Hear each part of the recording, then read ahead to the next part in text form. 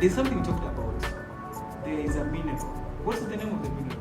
Uh, So we have outlined the risks there are, and I'm sure that our president knows that.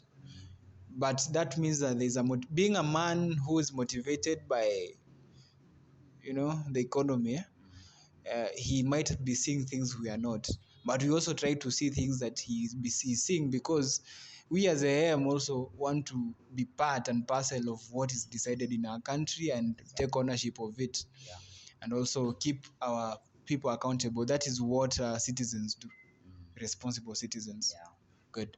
So we were checking out and realized that among other things that are a reason why other foreigners have always tried to plunder Haiti, and the most current resource that is there is iridium.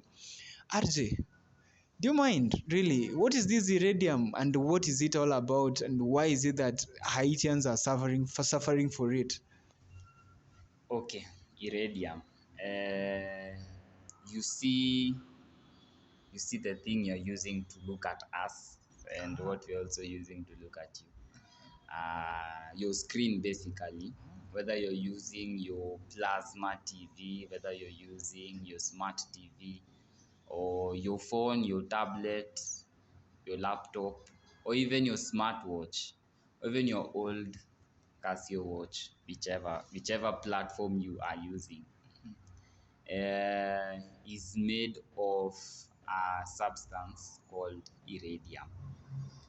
The tips of biros are also made of some aspects of iridium. So this mineral is something that is quite rare, and it's found in a handful of countries. Some of them include Australia, Brazil, Myanmar, that is the former Burma.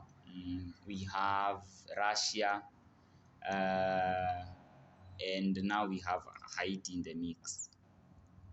So, what do you think is going to happen if we are having a digital migration globally?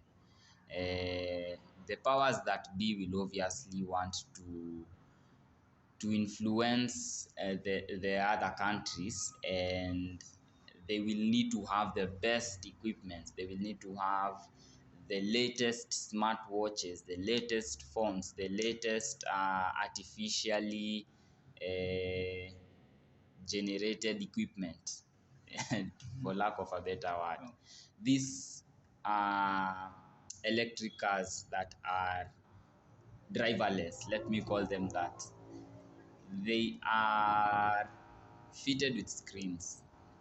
Where do you think the screens will be coming from? So the production of these things need these resources, and to win this race you will need to have economies of scale put in place.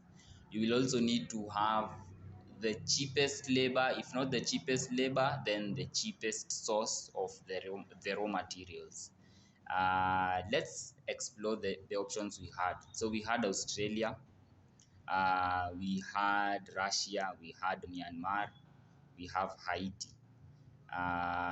What do you think the US will be looking at as a source of the minerals? Oh, we also have South Africa, I forgot to say, which has the highest production as far as the mined mineral is concerned. The iridium that is being mined, South Africa is leading the production. So, what do you think US will be looking at as a source of iridium? And it's a no-brainer. South Africa, Brazil, Russia They are stable. already have an alliance, leave alone stability. They already have an alliance. They have the same goals as US has, to be superpowers, to be the leading force under the BRICS umbrella. We have Myanmar, which is an Asian country. Do you think US is ready for other battles? They already have the Israeli-Palestinian battle that they are facing right now, the Russian-Ukraine battle that they have in their hands. Haiti is one of their playing grounds. So, what do you think? Also, these guys, you know, in a capitalist economy, the investors always choose the cheapest sources of raw materials. Now, when you look at Haiti right now, it's the one that is the most unstable. There's even nobody to negotiate on their behalf on the price of this iridium, which could, if sold properly, will really contribute to their growth as an economy. Also, you have to also remember that Haiti is somehow isolated. It cannot say that it belongs to the United States. Somehow and sadly, it cannot say it belongs to Africa. It cannot say it belongs to Asia. So there's nobody really trying to vouch for them. It's just them. Therefore, these investors seek where they don't care. By the way, in a capitalist economy, emotions come when you're celebrating now the profits. They do not come during the time when you're sourcing this. So they do depend on the instability of these other countries in that they can extract the materials, the minerals so cheaply. Now, iridium right now is on demand, as you have pointed out. And the reason why it's on demand is because our technology is now being advised that it moves to the clean energy. Now, iridium is heat resistant. There are other properties that it has, but the main property that makes it so usable in the LED screens and the biro pens and all that is because most of the gadgets now will demand that LED, the robots, they Yeah. should have that screen. Our televisions, our refrigerators will have that capat. All this is really increasing the demand. And who is the raw material? It is in Haiti. Why? It is very cheap because it's actually collected. It's not like mined commercially. It's collected by the Haitians, and then they sell it to the investors who are there, the foreign investors. We have to point out that they from the United States and mostly not Arabian countries, but Europe. Those are the highest investors of this thing. And remember, they're also the pioneers of the climate change. So now they're looking at a source of the raw material for the market they're going to create. It's quite a lot of power, by the way, if you ask me. People who decide when they should migrate to something else for you.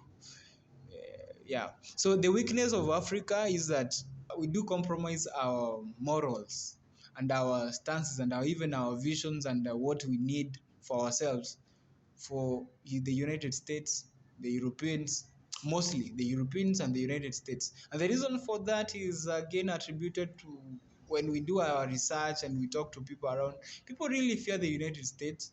People fear a lot of Europeans. Even Kenyans really fear Europeans, considering that we were terrorized by Britain. So obviously, don't just expect that we talk about them so lightly. However, owing to the fact that now circumstances are forcing us to stand up again, we want to have a discussion, a candid discussion on why every time we are called on to really, to do the lower job and for almost zero benefits.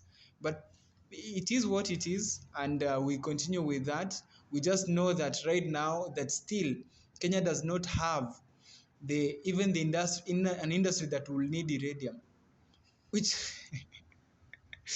which makes it very weird. Which makes it very weird for them to go and fight for the very mineral that is the reason why the current chaos is happening. So it beats logic for Kenya. But Ruto should come out and really tell us, there's something I'm eyeing and you guys are not seeing. But for now, we are not seeing much. We're only wondering for how long this kind of dark meddling is going to last, because honestly it's not cannot be appreciated. Also, you have to remember that the Kenyan government is only going to offer human capital. The real money, the technology that is in terms of weapons is going to be offered by Canada and the United States. They have offered, the two countries have actually offered, they will produce or they will facilitate the Kenyan police and the other countries that want to partake in this MSS mission. So Kenya, I think, feels that since they're only going to suffer the expense of human capital, they feel since they have plenty of them, and since we have also decided that we are going to nominate two police officers per station, so we have quite a number of police officers who can do the job outside than they can do inside. But again, the weakness, by the way, I have to point it out now. The weakness of this kind of move by Ruto is us asking as Kenyans, if we cannot maintain even our own armed bandits, by the way, we had to send KDF, our army. How is it that you're going to send the police in people whom I know they are close to the United States, they are more sophisticated than us? How are we going to fight them? Leave alone the bandits. When Westgate was attacked, we deployed the defense forces. The police were withdrawn and we had the defense forces.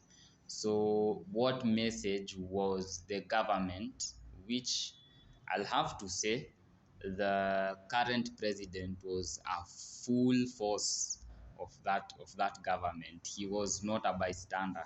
In the 2013 era, he was actually a very powerful figure.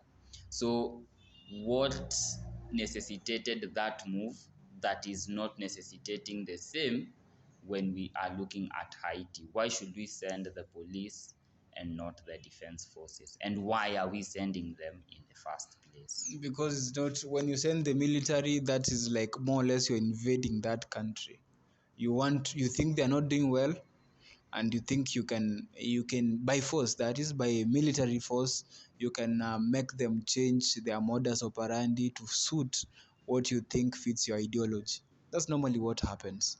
So are we sending our ideology to maybe a nation like when we went to Kosovo? Were we sending our ideology to Kosovo?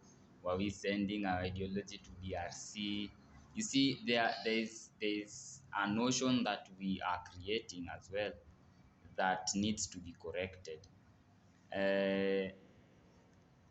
This thing, as you are saying, needs to be communicated to us in the most clear terms possible. Why is the president even volunteering the scouts, leave alone all these forces? Why are we sending any team to Haiti? That's the main question. I think these other things are technicalities which are quite crucial, but the main thing is, why are we going there in the first place? That's the main question.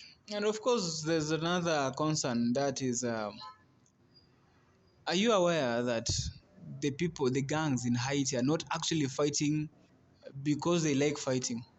They are fighting because of the poverty levels that are going up. Now, we are going to fight with people who have nothing to lose. If you want to lose a war, fight a war with people who have nothing to lose. The people have lost everything. How are you going there to fight? But I believe that your comments also and your insights will be very much helpful in this. Thank you for being with us all through the episode. My name is Brian Silas. And I'm Rick John Good. And we are Arise Africa Movement. Tuungane, Tuinuke, Tungare. Asante sana. Goodbye. US Buffet. Kenya. Shame on you. William Ruto. US Buffet. Kenya. Shame on you. William Ruto. US Buffet. Kenya. Shame on you. William Ruto. US Buffet. Kenya. Shame on you. William Ruto. US Buffet. Kenya. Shame on you. William Ruto. US Buffet. Kenya. Shame on you. William Ruto. US Buffet. Kenya. Shame on you. William Ruto. US Buffet. Kenya. Shame on you. William Ruto. US Buffet. Kenya. Shame